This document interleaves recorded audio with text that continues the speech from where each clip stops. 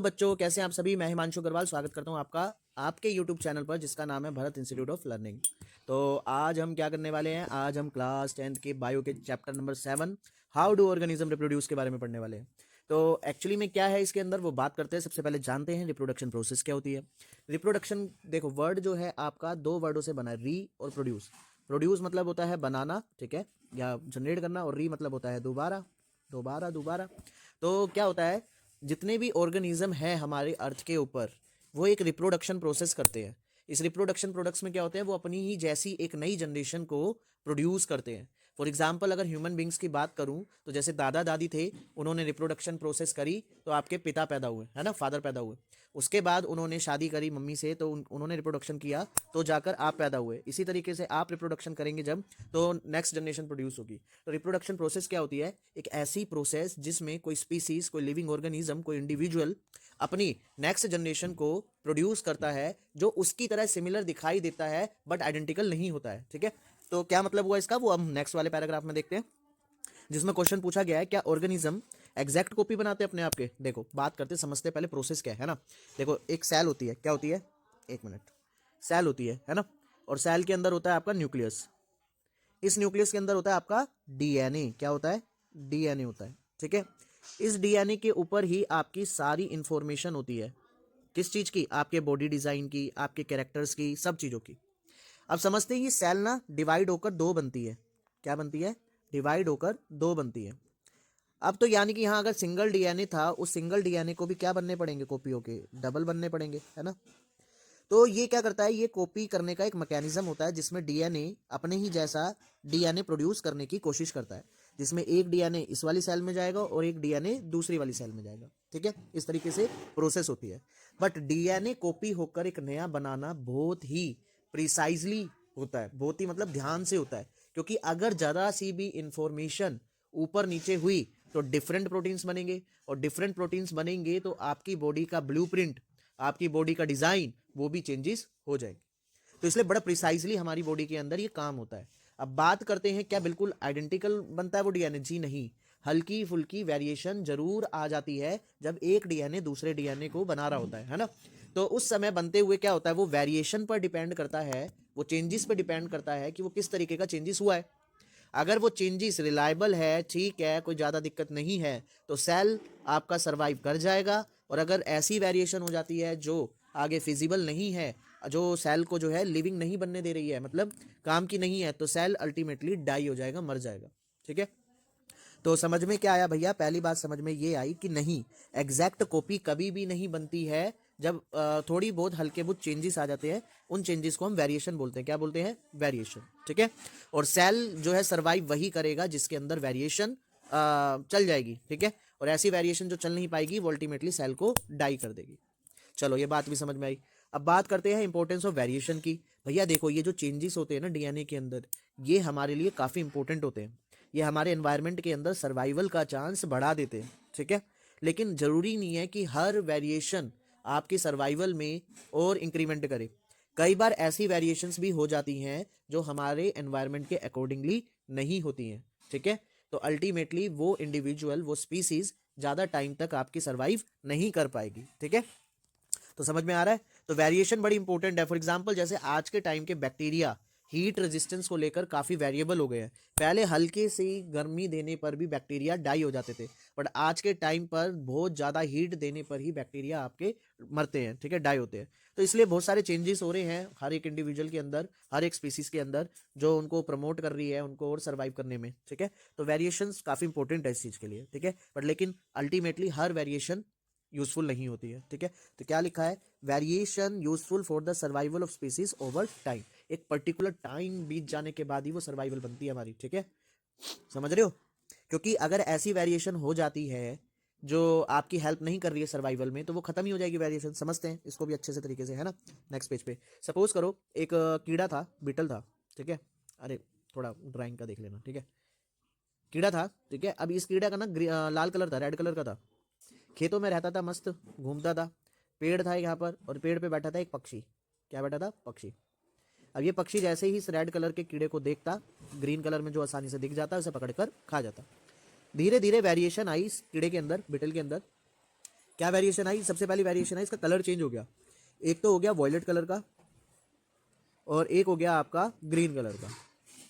तो अब समझना, देखो अब ये पक्षी वॉयलेट कलर को तो पकड़ लेगा लेकिन ग्रीन कलर को नहीं पकड़ पाएगा, क्योंकि घास में ग्रीन कलर में ग्रीन कलर का कीड़ा पकड़ना थोड़ा मुश्किल हो जाता है पक्षी के लिए। तो ऐसे में इसकी जैसी जनरेशन आगे सर्वाइव करती रहेगी और नेक्स्ट जनरेशन भी ग्रीन ग्रीन पैदा होती रहेगी।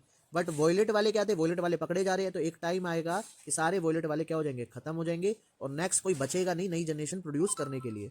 तो दैट मीन्स जो सर्वाइवल वाला कैरेक्टर होता है, हमारा वेरिएशन होती है, वो लंबे टाइम तक के लिए चल जाती है और उसी की पॉपुलेशन क्रिएट होगी। बट अगर मैं बात करूँ ऐसी वेरिएशन जो यूजफुल नहीं है, वो अल्टीमेटली एक टाइम बाद जाकर खत्म हो जाएगी। ठीक है, होप समझ में आ गया होगा अच्छे से, है ना। चलो अब बात करते हैं क्या क्या मोड्स हैं जो एक सिंगल ऑर्गेनिज्म आपका हेल्प करता है। देखो दो मोड होते हैं, एक होता है असेक्सुअल, एक होता है सेक्सुअल। असेक्सुअल के अंदर एक सिंगल ऑर्गेनिज्म अपनी बॉडी पार्ट से, अपनी बॉडी के इस्तेमाल से एक नई जनरेशन को प्रोड्यूस कर लेता है। तो उन सब मेथड्स के बारे में हम पढ़ने वाले हैं। सबसे पहले नंबर पे आता है भैया फिजन। फिजन में क्या होता है, अमीबा में पढ़ते हैं। अमीबा में देखो यहाँ पर एक अमीबा था, धीरे धीरे ग्रो करने लगा और उसके अंदर का न्यूक्लियस भी ग्रो करने लगा। अल्टीमेटली क्या होगा, देखो यहाँ पर मैं डायग्राम बना देता हूँ, डायग्राम से अच्छे समझ में आएगा। ये अमीबा था, ठीक है, ये इसका न्यूक्लियस था। अब ये धीरे धीरे बड़ा होना चालू हो जाता है और ये भी जो है इसका न्यूक्लियस भी होने लगता है। अब यहाँ इन दोनों साइड से ये नैरो होता चला जाएगा और नैरो होके कुछ ऐसे हो जाएगा, ठीक है। और अल्टीमेटली फाइनली क्या हो जाएगा, ब्रेक होकर ये दो पार्ट बन जाएंगे, एक अलग इधर और एक अलग इधर हो जाएगा। तो इस तरीके से ना डीएनए कोपिंग, सारे जेनेटिक मटेरियल, बाकी के जितने भी चीज़ें होती हैं इसके अंदर, वो सारी चीज़ें जो है सेपरेट हो जाएंगी और दो डॉटर सेल बना लेंगी। अब ये हमेशा दो डॉटर सेल बनाती है, तो दैट मीन्स इसे क्या बोलेंगे, बाइनरी। बाइनरी का मतलब दो और फिजन का मतलब होता है टुकड़े होना। तो दो टुकड़े हो जाते हैं अमीबा के अंदर, ठीक है। तो क्या होता है बाइनरी फिजन, वो बताता हूँ। The splitting of two cell during division, मतलब एक सेल जो है डिवाइड होकर दो सेल बना लेती है और दोनों जो है सेल आपस में इक्वल इक्वल होती है, मतलब साइज शेप जो है लगभग सेम सेम होती है, ज़्यादा डिफरेंस नहीं होता है, ठीक है। तो उसे हम बाइनरी फिजन बोलते हैं। जैसे देखो लिज्मानिया के अंदर भी आपका बाइनरी फिजन होता है, देखो दो प्रोड्यूस हो जाते हैं फिर अल्टीमेटली डिवाइड हो जाते हैं, ठीक है। काला अजहर नाम का ये बीमारी करते हैं, डिसीज करते हैं, ठीक है। बाइनरी फिजन के अलावा एक और होता है फिजन जिसे मल्टीपल फिजन बोलते हैं। यहाँ पर देखो प्लाज्मोडियम है ये, और ये प्लाज्मोडियम ना जब डिवाइड होता है तो एक बारी में कई सारे इसके बन जाते हैं छोटे छोटे, ये मलेरियल पैरासाइट होता है, ठीक है, समझ गए। तो ये मल्टीपल फिजन है, इसमें एक बारी में मल्टीपल आपके प्लाज्मोडियम बनते हैं। तो ऐसे बहुत सारी चीज़ें जो हैं आप देखने को मिलती हैं फिजन के अंदर, ठीक है। अब बात करते हैं रीजनरेशन की। कई बार एक ऑर्गेनिज्म के अंदर एबिलिटी होती है कि वो एक नए ऑर्गेनिज्म में कन्वर्ट हो जाता है अपने ही बॉडी पार्ट से, ठीक है। जैसे कि यहाँ पर देखो एग्जाम्पल में यहाँ दिखा रखा है, ठीक है, सॉरी एक फ्रेगमेंटेशन छूट गया ना, हाँ फ्रेगमेंटेशन छूट गया। फ्रेगमेंटेशन में क्या होता है, फ्रेगमेंटेशन में एक बॉडी टूट कर डिवाइड होकर दो पार्ट्स में, तीन पार्ट्स में, चार पार्ट्स में ग्रो करना स्टार्ट कर देती है। वो डिपेंड करता है कि कितने में टूटी है वो, ठीक है। लेकिन रीजनरेशन भी कुछ कुछ ऐसा ही है। रीजनरेशन में भी क्या होता है, बॉडी जो है डिवाइड होकर कई सारे ऑर्गेनिज्म बना लेती है।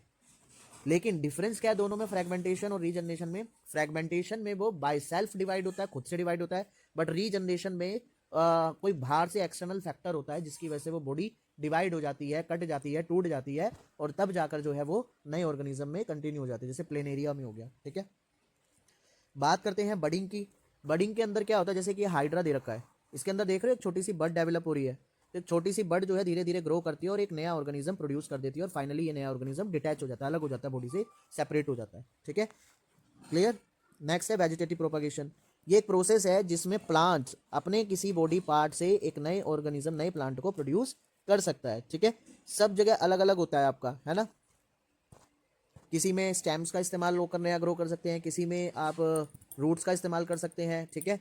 किसी के अंदर एक सिंपल ब्रांच का इस्तेमाल कर सकते हैं। तो मतलब अलग अलग पार्ट, किसी में कुछ होता है। जैसे फॉर एग्जांपल यहाँ देखो एक ब्रायोफाइलम का दे रखा है, ब्रायोफाइलम के ऊपर इसमें क्या होती है, छोटी छोटी रूट्स दिखाई दे रही हैं आपको। अगर मैं ये वाला पार्ट इस बॉडी से तोड़कर अगर ग्रो कर दूंगा मैं मिट्टी के अंदर, तो वो एक नया पौधा ब्रायोफाइलम का उग जाएगा, ठीक है। तो सबका अलग अलग होता है। जैसे पटैटो के ऊपर होता है, पटैटो के ऊपर देखे होंगे आई बर्ड्स होते हैं, उन पार्ट को अगर मैं तोड़कर मिट्टी के अंदर डाल दूंगा तो पटैटो का प्लांट आ जाएगा, है ना। और जैसे आपके थोन्स वाले होते हैं कई बार, तो एक स्टेम तोड़ लो जिसमें जो है थोन्स लगे हुए, वो थोन्स कर सकते हो। गन्ना हो गया, गन्ने में क्या होता है, ऐसे नोड होते हैं, ये वाला पार्ट अगर आप तोड़कर डाल दोगे मिट्टी के अंदर तो गन्ना ग्रो हो जाएगा। तो इसलिए मतलब अलग अलग जो है पार्ट्स होते हैं आपके, जिनकी हेल्प से हम एक नए प्लांट को जनरेट कर सकते हैं, ठीक है। बात करते हैं टिश्यू कल्चर की। टिश्यू कल्चर एक नया सिस्टम है जिसमें हम एक प्लांट का छोटा सा टिश्यू लेकर जो है उसे आर्टिफिशियल केमिकल के अंदर ग्रो करते हैं, जिसमें वो बड़ी तेज़ी से ग्रो करना स्टार्ट कर देता है।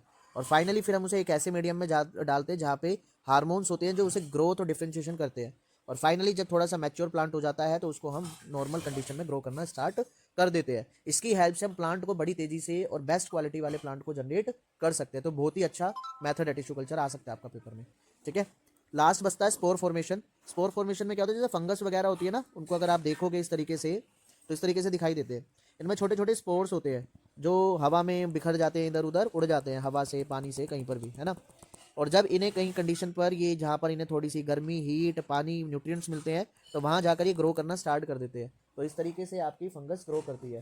ठीक है, जैसे फॉर एग्जांपल आप ब्रेड को ना खुला छोड़ दो थोड़े टाइम के लिए, अब देखोगे 2 से 3 दिन के अंदर अंदर उसके ऊपर ना फंगस ग्रो करना स्टार्ट कर देगी, क्योंकि फंगस जो है हमारे एटमॉस्फेयर में हर जगह मौजूद है। ठीक है, और वो कभी भी आपके बॉडी पर, आपके कहीं पर भी फूड पे पार्टिकल पे बैठ के अलग से ग्रो कर सकती है। तो अभी इस पार्ट में सिर्फ इतना ही, बाकी का पार्ट नेक्स्ट वीडियो में।